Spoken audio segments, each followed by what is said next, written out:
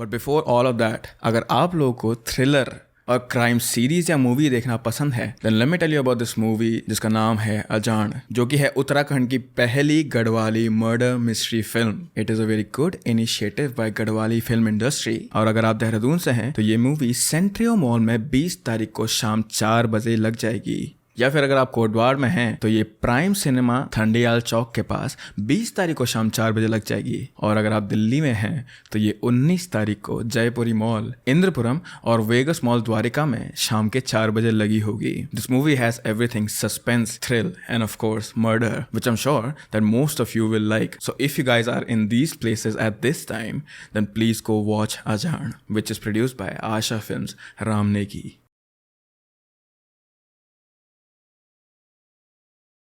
Hello guys and welcome back to SRP stories, जहाँ पे मैं आपके भेजे हुए क्रीपी या फिर हॉरर इंसिडेंट सुनाता हूँ। सो अगर आपको भी अपनी स्टोरीज मुझे सबमिट करनी है तो मैंने नीचे डिस्क्रिप्शन में एक जीमेल आईडी दी है जहाँ पे आप ये फॉर्मेट यूज करके अपनी स्टोरीज मुझे भेज सकते हैं। By the way, if you guys have forgotten कि ये फॉर्मेट एक्चुअली क्या है तो मैं तुम्हें दोबारा बता देता हूँ। सबसे पहले जो टाइटल है वहाँ पे अपनी स्टोरी का एक बहुत ज़्यादा छोटा सा डिस्क्रिप्शन देना। It's more like telling me about कि ओके दिस, जैसे इस स्टोरी की बात कर लेते हैं। So this story is about Kolkata and it's about rituals and ऐसे करके, एंड देन उसके बगल में ही ब्रैकेट में लिख के देना कि ये स्टोरी हुई किसके साथ थी, एंड उसके नीचे प्लीज अपना नाम और उसके बाद अपनी स्टोरी मुझे भेजना। It just becomes easy to read, that's it. Well, आज की जो हमारी स्टोरी है वो हमें आती है कोलकाता से, और जो ये लेडी है इन्होंने अपनी फोटोज भी हमें प्रोवाइड करी थी जो भी उनके साथ हुआ था उस चीजों की। And I am not gonna lie, जब मैंने पहली बार ये स्टोरी पढ़ी थी तो मुझे थोड़ा सा खुद से डर लग गया था। आई वाज लाइक कि ऐसा क्यों हो रहा है इनके साथ। Her fiance and her they were doing everything perfectly. उनका भाई भी उनकी मदद कर रहा था, पर कोई भी चीज इस काली एनर्जी को, इस काले जादू को उनसे दूर नहीं कर पा रहा था। So without wasting any more time let's start with today's story.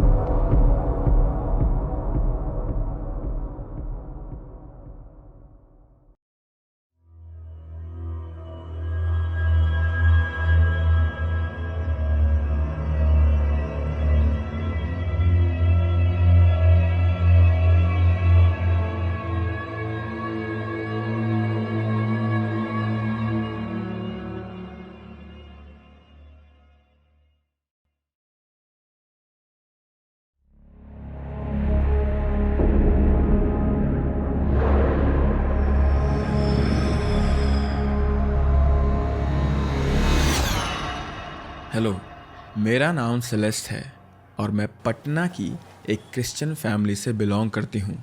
मैं अपनी स्कूलिंग कंप्लीट करने के बाद कॉलेज के लिए बैंगलोर शिफ्ट हो गई थी। मैं 4 साल बैंगलोर में रही, 3 साल कॉलेज और 1 साल अपनी जॉब के लिए, जिसके दौरान मैं अपने फियांसे के साथ रहने लगी थी। हमारी लाइफ बैंगलोर में काफ़ी अच्छी चल रही थी और हम दोनों काफ़ी खुश थे। बट आई गेस हमारा ये अच्छा टाइम ज़्यादा दिनों तक नहीं रहने वाला था।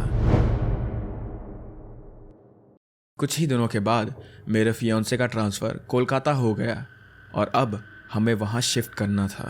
कंपनी ने काफ़ी अर्जेंट नोटिस पर हमें बताया था, इसीलिए जितना जल्दी हो सकता था उतना जल्दी हमें कोलकाता जाना था। इट वॉज क्वाइट हेक्टिक, लेकिन कंपनी ही हमारे सारे एक्सपेंसेस कवर कर रही थी, इसलिए इट वाज़न्ट दैट बैड। और जून 2023 को हम कोलकाता पहुंच चुके थे। मेरे फियांसे को वहां पहुंचते ही ज्वाइनिंग करनी थी, इसीलिए ही गॉट बिजी इमीडिएटली। लेकिन मेरे पास अभी कोई जॉब नहीं थी and I was all alone अपने नए घर में। लेकिन मैंने अपने इस फ्री टाइम को यूटिलाइज किया और अकेले ही घर की शिफ्टिंग के बाद सब रीअरेंजमेंट करके अपने पूरे घर को डेकोरेट किया था to make this house our home. Finally 1 month के बाद घर के डेकोरेशन का सभी काम कंप्लीट हो चुका था। इस 1 महीने में मैंने कई जगह जॉब का ट्राई भी करा था, बट मुझे कभी भी जॉब मिल ही नहीं रही थी। सो अब अगेन मैं घर पर अकेले बोर होती रहती थी, क्योंकि he used to leave for office at 10 AM और शाम को 7 बजे के बाद ही वो घर आते थे। तो इस बीच मेरे पास करने के लिए कुछ भी नहीं होता था। नई जगह होने की वजह से मेरे कोई फ्रेंड्स भी अभी कोलकाता में नहीं बने थे। वहाँ मेरे लिए ऐसा कोई भी नोन फेस नहीं था जिसे मैं अपना कह सकूं, और बाहर लाखों की भीड़ होने के बावजूद भी मैं बिल्कुल अकेली थी, और मेरा यही अकेलापन मुझे अंदर ही अंदर खाए जा रहा था। I had lots of break down, और मेरे लिए अब ये सब बहुत ही डिप्रेसिंग हो गया था। हर दिन के साथ मेरी हालत और बिगड़ती जा रही थी, और कहीं ना कहीं मेरी इस हालत के लिए मेरे फियांसे खुद को ब्लेम कर रहे थे, क्योंकि उन्हें ऐसा लग रहा था कि उनके कोलकाता शिफ्ट होने के डिसीजन की वजह से मेरे साथ ये सब कुछ हो रहा है। बट इन रियलिटी शायद हम दोनों में से किसी की भी कोई गलती थी ही नहीं। आफ्टर ऑलमोस्ट 2 months जब मैं अपने घर पे वीडियो कॉल कर रही थी, तब मुझे रियलाइज़ हुआ कि शायद मुझे कुछ दिनों के लिए अपने पेरेंट्स के पास चले जाना चाहिए and just relax for few days.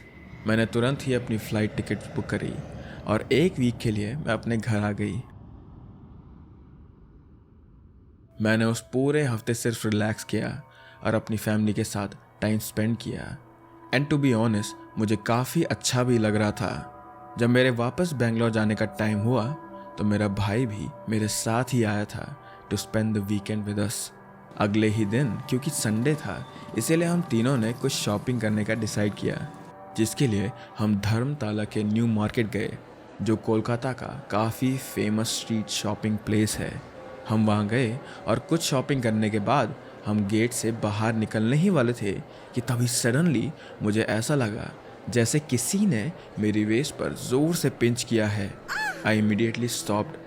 मुझे काफ़ी पेन हो रहा था, लेकिन क्योंकि हम मार्केट प्लेस में थे इसीलिए मैं वहाँ चेक नहीं कर सकती थी कि आखिर हुआ क्या था। मैंने तब उस बात को अपने दिमाग से निकाल ही दिया था और उसके बाद हम घर आ गए थे।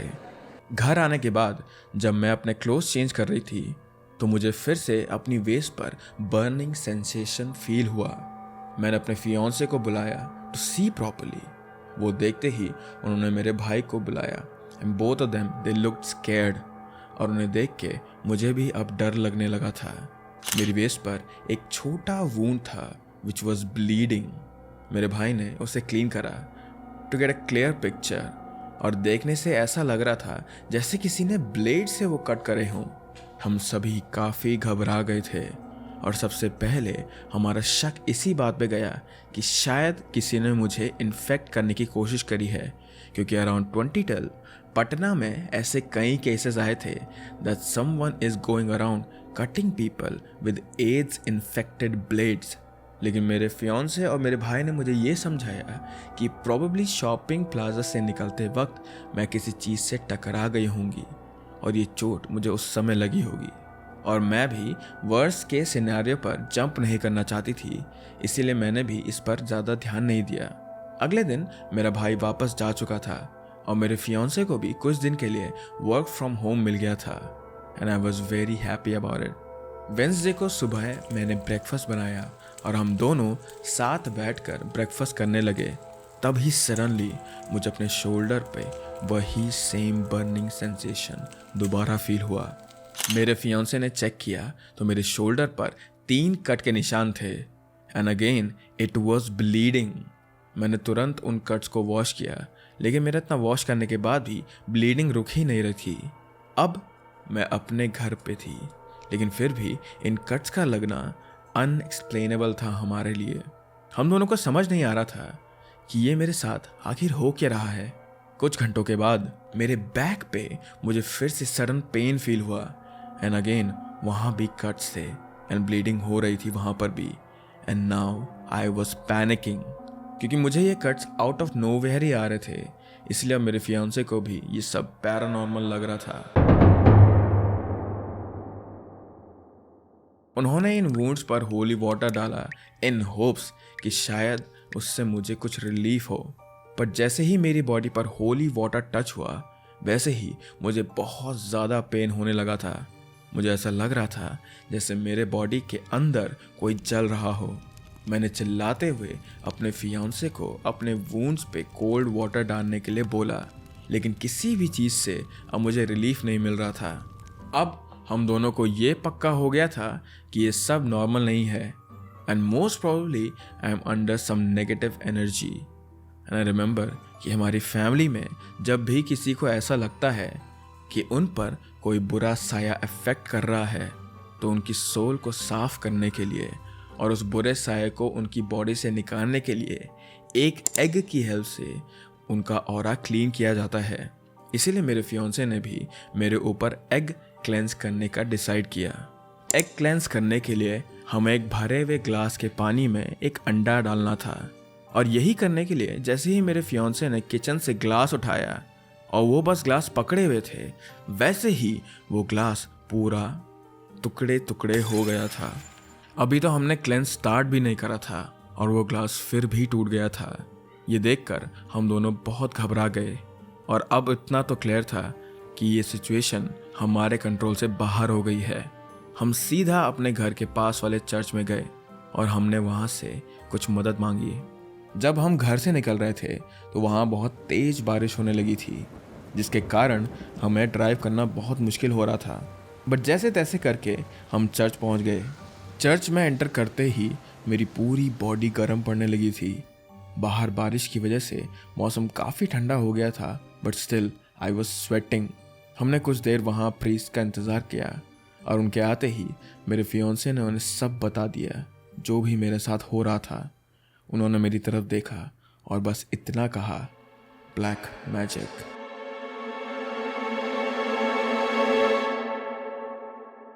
और इतना बोलकर वो मेरे फियोंसे की तरफ मुड़ गए। उन्होंने उन्हें बताया कि कोलकाता में ये सब काफ़ी नॉर्मल है, और जिस एरिया में हम रहते हैं वहाँ हमें बहुत केयरफुल रहना चाहिए था। ये सब बताने के बाद उन्होंने मेरे लिए कुछ प्रेयर्स करी, और प्रेयर के time I was feeling normal. लेकिन जैसे ही उन्होंने मेरे फोरहेड पर क्रॉस रख के प्रेयर स्टार्ट करी, मेरे सर में अनबेरेबल पेन होने लगा था और मेरी आंखों से आंसू आ रहे थे। कुछ ही मिनट के बाद मैं बेहोश हो गई थी, क्योंकि मुझे दर्द इतना ज़्यादा हो रहा था। कुछ देर बाद मुझे होश आया, और तब प्रीस्ट ने मुझे पानी दिया, जिसके बाद मुझे बेटर फील तो हो रहा था। बट स्टिल प्रीस्ट ने कहा कि वो 2 दिन बाद हमारे घर आकर भी वहाँ कुछ प्रेयर्स करेंगे टू ब्लेस आवर हाउस। जिसके बाद उन्होंने हमें जाने के लिए कह दिया और हम घर आ गए। जब तक हम घर पहुँचे तब तक रात हो चुकी थी और मुझे फिर से थोड़ा अनकंफर्टेबल फील होने लगा था। मैं बहुत थका हुआ फील कर रही थी। मैं बस सोना चाहती थी, पर मैं सो नहीं पा रही थी क्योंकि मेरी पूरी बॉडी में बहुत ज़्यादा दर्द हो रहा था। मैं रात भर बस प्रेयर करती रही और सुबह का इंतज़ार करती रही।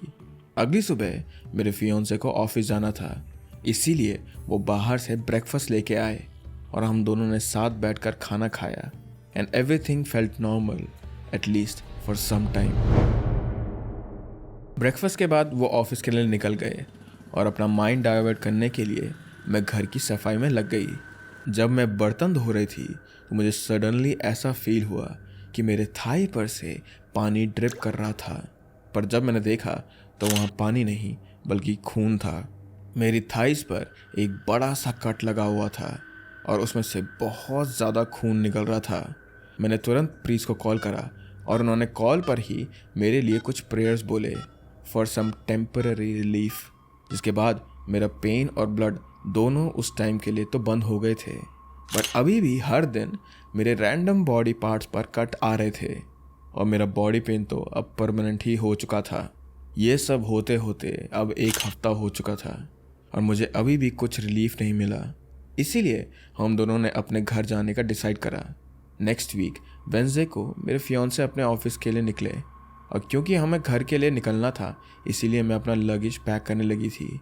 और तभी अचानक मुझे अपने सेम थाई पर फिर से 3 कट नज़र आए। ये कट्स बाकी सारे कट से काफ़ी ज़्यादा डीप थे और इनमें से बहुत ज़्यादा खून निकल रहा था।